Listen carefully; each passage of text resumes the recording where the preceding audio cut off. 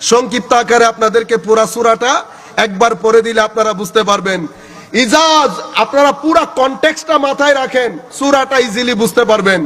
ইজা জুলজিলাতিল আরদু জিলজালাহা, মাওলাই করিম এখানে শব্দ ব্যবহার করেছেন ইজা। মাদ্রাসার ছাত্ররা জানবেন, যখন ইজা হয় তার মানে এটা ঘটনাটা অবশ্যই ঘটবে, এটা ইহতিমাল মানে মুহতামাল না, হবে হবে না, কনফিউশন নাই, তাহাক্কুক অবশ্যই হবে। সেই কারণে আমি শুরুতেই বলেছি আপনাদেরকে এই ঘটনা ঘটতে যাচ্ছে, অবশ্যই হবে, কোনো সন্দেহ নাই। ইজা জুলজিলাতিল আরদু জিলজালাহা, পুরা পৃথিবীর মধ্যে একটা ইত্তেরাবে শাদীদ, একটা এত ডিভাস্টেটিং কম্পন হবে যা ইতোপূর্বে না পৃথিবী দেখেছে না কোনো মানুষ দেখেছে। মাওলাই করিম আমাদেরকে রক্ষা করুন। ওয়া আখরাজাতিল আরদু আসকালাহা, আসকাল সেকল থেকে, সেকল বলা হয় ভারী জিনিসকে। জমিন তার ভিতরে তার গর্ভে রাখা সমস্ত মানুষকে জমিন পুশ করে উপরে তুলে দেবে। আমরা সবাই মাটির নিচ থেকে মাটির উপরে উঠে আসব। ওয়াকালাল ইনসানু মালাহা, মানুষ আশ্চর্য হয়ে যাবে, পাগল পারা হয়ে যাবে। একজন আরেকজনকে জিজ্ঞেস করবে কি ঘটতে যাচ্ছে, কি ঘটতে যাচ্ছে। আমার ভাইয়েরা, মকসদে হায়াত যদি আমরা এখন থেকে নির্ধারণ করতে না পারি, তো মাওলাই করিমে কিয়ামতের বর্ণনা দিয়ে আমাদেরকে অনেক বড় একটা দিবসের কথা বলে আমাদেরকে আল্লাহ রাব্বুল আলামিন ভয় দেখাচ্ছেন, যাতে আমরা আবার ট্র্যাকের মধ্যে আসি, আমরা আবার রাস্তার মধ্যে আসি। ইয়াউমা ইজিন তুহাদ্দিসু আখবারাহা, সেই দিন প্রত্যেক মানুষ, ধনী গরিব, শিক্ষিত অশিক্ষিত, সাদা কালো, সমস্ত উম্মত, সমস্ত আল্লাহর বান্দারা মাটির উপরে থেকে যেই যা আমল করেছে সব কিছুর আমলের সাক্ষী সেদিন মাটি আল্লাহ রাব্বুল আলামিনের পক্ষ থেকে জানিয়ে দেবে। যখন রাসূল করিম সাল্লাল্লাহু আলাইহি ওয়াসাল্লামকে জিজ্ঞেস করা হয়েছে, যখন আল্লাহর নবী জিজ্ঞেস করেছেন আতাদরুনা মা আখবারুহা, হে আমার সাহাবায়ে কেরাম, এখানে তোমরা জানো আখবার বলে কাকে বোঝানো হয়েছে? সাহাবায়ে কেরাম বলেছেন আল্লাহ রাসূল ভালো জানেন। আমার নবী বলেছেন আখবার মানে পৃথিবীতে থেকে যা কিছু করেছো সেই দিন জমিন আল্লাহর দরবারে জানিয়ে দেবে। এবং বিআন্না রাব্বাকা ওয়াহালাহা, এই যে জমিন জানিয়ে দিচ্ছে সেটা কিভাবে? মাওলাই করিম খাস একটা সিস্টেম করে তাকে জানিয়ে দিয়েছে, রেকর্ড করে রেখেছে তার ভিতরে। ইয়াউমা ইযিন ইয়াসদুরুন নাসু আশতাতাল লিয়ুরাউ আমালাহুম, প্রত্যেক মানুষ ছড়ানো ছিটানো দলে দলে কিয়ামতের সেই ময়দান আল্লাহর কোর্টের দিকে ধাবিত হবে। লিয়ুরাউ আমালাহুম, যার যার আমল, যা কিছু আমরা পৃথিবীতে করেছি সচক্ষে অবলোকনের জন্য।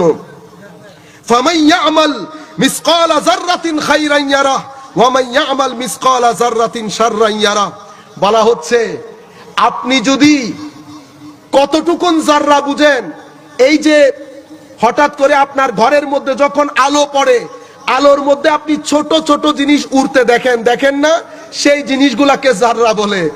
এতটুকুন পরিমাণ ভালো কাজ যদি আপনি আপনার জিন্দেগিতে করে থাকেন বদলা দেবে, আর এতটুকুন পরিমাণ খারাপ কাজ যদি আপনি আপনার জিন্দেগিতে করে থাকেন সেটার বদলাও আল্লাহ দেবেন।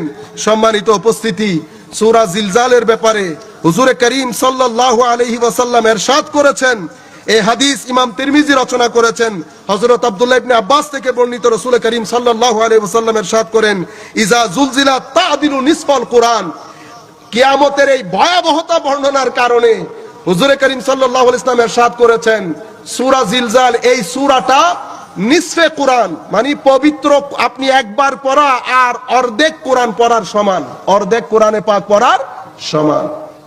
আল্লাহ রাব্বুল আলামিন আমাদের হামি ও নাসির হোক।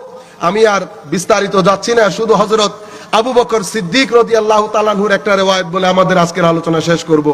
হযরত আবু বকর সিদ্দিক রাদিয়াল্লাহু তাআলা আনহু একটু চিন্তিত হয়েছেন, ইয়া রাসূলুল্লাহ সাল্লাল্লাহু আলাইহি ওয়াসাল্লাম, একেবারে ক্ষুদ্রাতি ক্ষুদ্র জিনিসের জন্য যদি আল্লাহ রাব্বুল আলামিন মিসকালা যাররাতিন খায়রান ইয়ারা ওয়া মান ইয়ামাল মিসকালা যাররাতিন শাররান ইয়ারা, ছোট একটা জিনিসও খারাপ করেছি এটাও যদি দেখি মাওলা, তো বাঁচার কোনো উপায় আছে?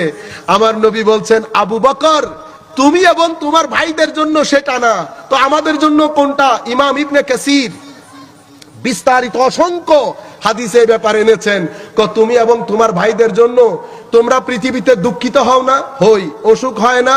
হয়। চোখে ব্যথা হয় না? হয়। কাটে রাস্তা দিয়ে হাঁটার সময় পায়ে ব্যথা পাও না? পাই। এই যে তোমাদের দুঃখ, দুর্দশা, ব্যথা, মনোকষ্ট সবকিছু দিয়ে আল্লাহ মুমিনের গুনাহ মাফ করে দেন। শেষ পর্যন্ত হাত্তা শাওকাতা ইউশাক্কুহা ইল্লা কাফারাল্লাহু বিহা খাতায়া। শেষ পর্যন্ত রাস্তা দিয়ে হাঁটার সময় একটা কাঁটা বিঁধলেও সেই কাঁটা দিয়ে আল্লাহ রাব্বুল আলামিন মুমিনের গুনাহ ক্ষমা করে দেন। মাওলাই করিম, দোয়া করি আল্লাহর দরবারে আল্লাহ যেন আমাদেরকে সেই কাতারে রাখেন। আমাদের মকসদে হায়াত যেন আমরা ঠিক করতে পারি। আমরা সেই মকসদকে সামনে রেখে আমরা যেন আমাদের পরজীবনের জন্য নিজেকে তৈরি করতে পারি, সেই তৌফিক যেন আল্লাহ আমাদেরকে দান করেন। আমি সকলের প্রতি সম্মান, সালাম, মুবারকবাদ দিয়ে বিশেষ করে আমাকে এখানে প্ল্যাটফর্ম দেওয়ার জন্য, কিছু কথা আপনাদের সাথে শেয়ার করার জন্য, যাদের মাধ্যমে এটা হয়েছে সকলকে মোবারকবাদ এবং ধন্যবাদ জানিয়ে আমাদের আজকের আলোচনা এখানে শেষ করছি।